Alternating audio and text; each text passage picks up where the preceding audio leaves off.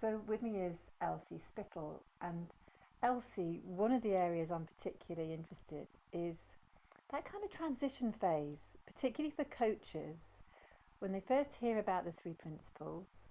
There's a real truth for them in it, and then it's about how do I integrate this into what I do? Do I have to throw everything out of the window? So I'd love your advice for us coaches. Yes. It's such an interesting and common question. Many people ask that question. In my mind, as soon as you have an insight, it's almost impossible to go back to what you knew before. I mean, I know people that do that, and I myself have done it in a different way because I've not been a coach. But I had a religious background that I would go to from time to time, so there was a transition in that regard for me. But the insight is so powerful that that's what helps you stay and commit to what you know is true. The insight is more powerful than the intellect, and the intellect is more caught up in the form of either the dogma of the religion or the techniques of coaching, or whatever, as a psychologist or whatever field you're in. It's the insight that keeps it alive and keeps you committed to following through. What I particularly like is that it's very simple, that you don't have to have a lot of background in understanding the three principles. If you just have one insight and you just share what you know, that's how you learn. So those would be the two things I would say that are the most helpful in making that transition, is just trust the insight you've had that has moved you enough to even consider this understanding, And the second thing is to share that. And just share that. Try setting aside the other. Even if you feel it's still helpful, trust that there's something newer that offers a deeper level of help in what you're learning now, because it's principle-based, not technique-based. So is what you're saying then that because as a coach I've been through a variety of different trainings over the years. Is this something you add to your toolbox? No. Okay, so tell me about that. It takes over.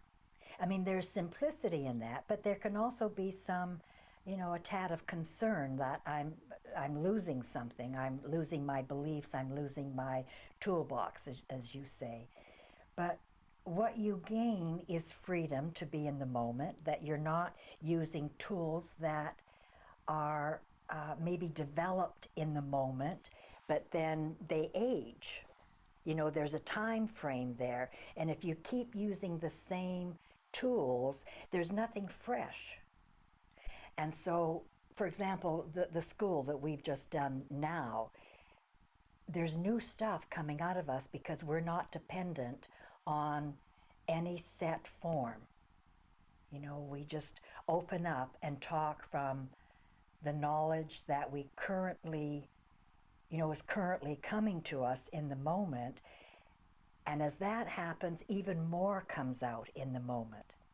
But it's amazing because in that sharing, it's like you open the doors to this knowledge inside and more comes out. And it's fresh. It's pertinent and relative to the moment. When you've got a foot in both camps, it's split. It's divisive. And it's like we heard one speaker say the other day that for her it had to be a real commitment to sharing what she understood about the principles. And I loved her honesty in acknowledging that she just knew so little. But it was enough. It was enough. That's part of this being considered a new paradigm, is because you do operate from being in the moment, truly in the moment. Lots of people talk about being in the moment, but it's just words. And there's a different kind of feeling, there's a different kind of vitality and freshness. You can feel when somebody is really in the moment, or if somebody is just saying, you know, be in the moment. There's a real difference. So, as a coach, I want to help and support my clients. What is it I can best do for them, do for myself, or be to support them, would you say, with this understanding? I couldn't tell you that, you know, I mean, because then I'd be telling you how to do something. I just know that when you forget about what can I do, and instead just meet your client in the moment, you'll know what to do.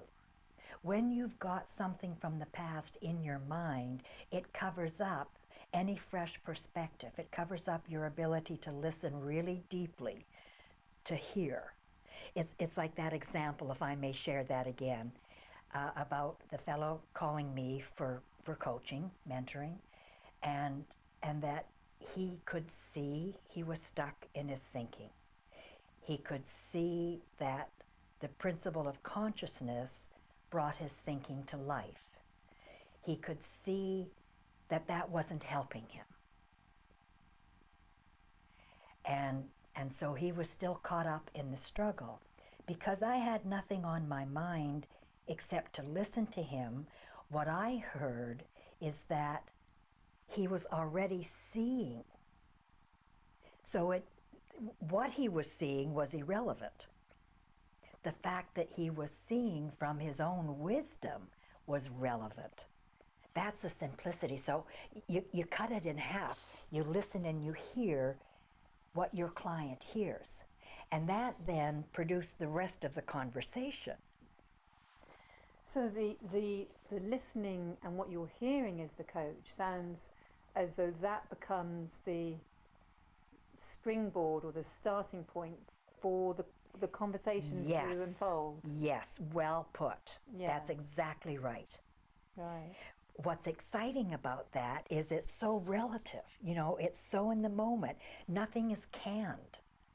Everything is fresh. And it not only, you know, is brings out this feeling in you with this deep listening, and again then offers clarity, offers wisdom in the moment, but that quality of listening, that quality of feeling touches your client, because part of what this understanding brings to the table is seeing that everybody has that same formless energy inside of them. And when you speak truth in the moment, that's what touches your client and helps awaken them to their own wisdom. But I love what you said when you said that that's the springboard. It's this ability to listen deeply with, you know, with nothing canned on your mind. Would you know what canned is in your work and in the UK? Like the things you're part, like tools and techniques. That's right. And I That's right. Yes, Yeah. that's what I would understand. That's right. And so you don't have that on your mind. You just are listening. You're listening. And often, well, what you hear is wisdom from the other person, even though they're coming to you and they're saying, this is where I'm stuck. What you're hearing with that deep listening is, I see. I see. And isn't that what you want to offer your client? Is to be able to point them in the direction of what they're already seeing? And most of the time, much of the time, they don't see that. I had another client about a month and a half ago who presented with, in her words, severe anxiety and panic attacks. And my first inclination was, you know, not to take her on, because I was moving more into mentoring new practitioners in this, that was my thinking. But there was something about her email and her presenting to me that touched me. And so I thought, I'll just sleep on it. I'll just sleep on it and see what comes in the morning. And in the morning, I reread the email, and I was moved almost despite myself, what I had a vision for my future work, to the call to service and to be in service to this individual. And so I found myself typing back to her to say yes, I would do some calls with her. When she called, I respectfully listened to her share some of her anxiety and her thoughts around that. But I also heard underneath that her wisdom. That, again, she was seeing her anxiety. She wasn't totally immersed in it. There was a bit of perspective in there. And that's what I focused on. I focused on what she was seeing, not what the problem was. Honestly, in 45 minutes, she was moved to tears because I was bringing out her wisdom. And at the end of that call, I could see she was so moved that it just, came to me to leave her for the next 15 minutes, just to let her be on her own. And I set her an assignment to say that, just basically, just be on your own for a bit. Don't go back into your family or your work or whatever. Just take the next 15 minutes and just be still. Just get that feeling for yourself and know it's coming from you. And the other thing that occurred to me to say to her is, we haven't talked about your anxiety. We've talked about who you really are on the inside. We've talked about your wisdom. We have felt your wisdom. And I no longer feel like I'm talking to a practitioner, like I'm mentoring a practitioner. That was the last. I've talked with her now. This will be the 6th time this coming week, and that's the end of our sessions. And not once has she or I referred back to her anxiety, because it's not there. Even if she goes in and out of it on her own, she's grasped a degree of understanding that just the fact that she can say, I'm going in and out of it, well, if you're out of it, that's proof that there's progress being made. And see, oftentimes people won't look at that. It's like that's not enough because you're still going in and out of it. In the 3 principles understanding, that's enough because you're not totally caught up in it. You're going in and out. And the times that you're out, if you appreciate that and focus on that, will lengthen and strengthen the times that you're out of it. And then you can, instead of living in depression, you may visit it from time to time or whatever this problem may be, but you're not living there anymore. You've gained perspective.